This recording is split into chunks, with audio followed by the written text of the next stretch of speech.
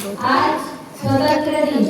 आजच्या कार्यक्रमाला उपस्थित संपूर्ण व्यासपीठ आणि संपूर्ण माझे विद्यार्थी मित्रांनो, माझे गुरुजन वर्ग, माझे पूर्ण नाव कृष्णा संजय डोळे. आज मी तुमच्या समोर स्वातंत्र्य दिनाबद्दल 2 शब्द सांगत आहे.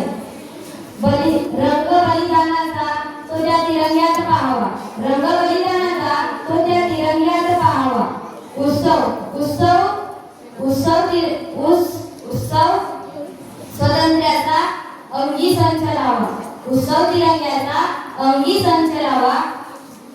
जयघोष भारताचा, जयघोष भारताचा आसमंती गुंजावा, जयघोष भारताचा आसमंती गुंजावा. आणि सण हा स्वातंत्र्याचा सदैव चिरायू व्हावा, सदैव चिरायू व्हावा. आपण स्वातंत्र्य दिन साजरा करतो. काय करतो?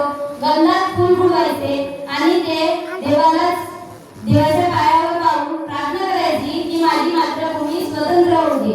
अशी साधीसुधी प्रार्थना करण्यापासून तर हाताला शीर येईपर्यंत बलिदान देणाऱ्या प्रत्येक आणि अनेकांनी फक्त आणि फक्त प्रयत्न केले, ते म्हणजे आपला भारत देश स्वतंत्र व्हावा म्हणून, आपली मातृभूमी स्वतंत्र व्हावी म्हणून. आज ज्या क्रांतिकारकांनी आपल्यासाठी बलिदान दिला, शहीद झाले, त्यांसाठी मी एवढंच सांगेन, जिस दिन तू शहीद हुआ, जिस दिन तू शहीद हुआ, पता नहीं तेरी माँ कैसी सोई होगी. जिस दिन तू शहीद हुआ, पता नहीं तेरी माँ कैसी सोई होगी. लेकिन मैं बस इतना जानूं कि वो गोली भी तेरे सीने में उतरते वक्त रोई होगी, वो गोली भी तेरे सीने में उतरते वक्त रोई होगी. इंग्रजांविरुद्ध स्वराची फौज तयार करून घमासान युद्ध छेडला, तसे बिरसा मुंडांसारखे तरुण आज जन्माला यायला हवे, भगतसिंग सारखे तरुण आज जन्माला यायला हवे. परंतु आज आपल्या देशात एकच तरुण दिसतो, तो म्हणजे एका हातात दारूची बाटली, दुसऱ्या हातात पेटती सिगारेट घेऊन बारमध्ये डोळत बसलेला असतो. काय ही परिस्थिती? आपल्या देशात तथागत गौतम बुद्ध होऊन गेले. त्यांनी सांगितलं, माझी उपासना करू नका, मी मोक्षदाता नाही, मार्गदाता आहे. तरी पण त्यांचे हजारो पुतळे मांडले जातात. का बरं? आपल्या देशात जसे डॉक्टर बाबासाहेब आंबेडकर होऊन गेले, त्यांनी सांगितलं, काही झालं तरी आपला स्वाभिमान लढू देऊ नका.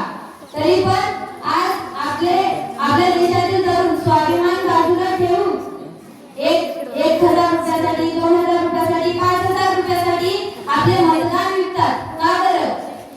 एका दारूच्या बॉटलसाठी आपले मतदान विकतात. का बरं? काय ही परिस्थिती?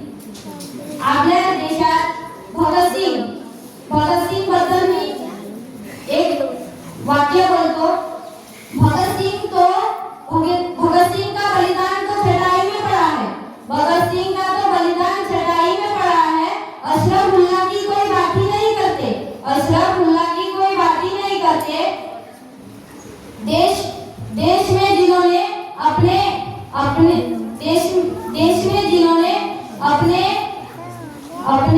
अपने लिए फांसी पे चढ़ गए, उनकी कोई बात नहीं करते. सबको तो शाहरुख खान याद रहते हैं, लेकिन भगत सिंह किसी को याद नहीं रहते. का असं होते? आपल्या देशात महात्मा गांधी होऊन गेले. त्यांनी सांगितलं, अहिंसा आणि तत्व हे कधीही तडू देऊ नका. तरीही आता आपल्या देशात आपले तरुण अहिंसेचाच वापर करतात. का बरं?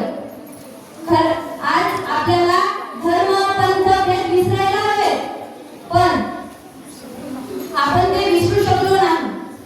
आज 78वा स्वातंत्र्य दिन, तरी पण जातीभेद, पंथभेद हे चालूच आहे. का बरं? राष्ट्रसंत तुकडोजी महाराज म्हणतात, वही धर्म होगा जो ईमान का, वही धर्म होगा जो ईमान का, वही धर्म होगा जो खान पान का, वही धर्म होगा जो देश का, वही धर्म होगा जो भूखे को काम का. हाच खरा धर्म आहे, मला तरी असं वाटतं. का बरं? आज आपण सत्याच्या मार्गावर चालत नाही. का बरं? आज आपण जिथे जिथे पैसा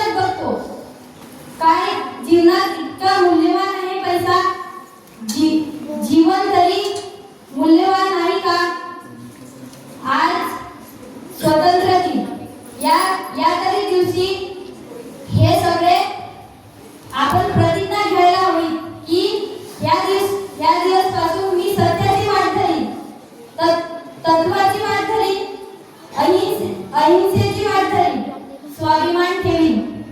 हे सगळे आपल्याला कळलं पाहिजे.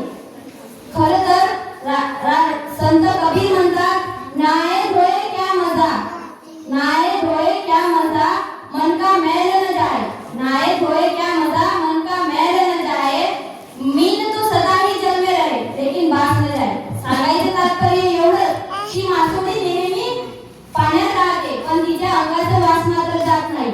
मग आपण मनुष्य प्राणी जर गंगेत आंघोळ करून आपले पाप धुत असतो तर ते पाप नष्ट होतील का? ही माणसाची मानसिकता बदलायला हवी की नाही ही आपल्याला विचार करायला हवी. ज्या दिवशी आपल्या भारतातील जातीभेद पंथभेद दूर होतील त्या दिवशी आपला देश खऱ्या अर्थाने स्वतंत्र होईल असं तरी मला वाटतं. आणि जातानी एवढेच म्हणे जवानों ने स्वतंत्र के लिए जवानों ने बलिदान दिया था, किसानों ने उसे बलवान बनाया था, क्रांतिकारी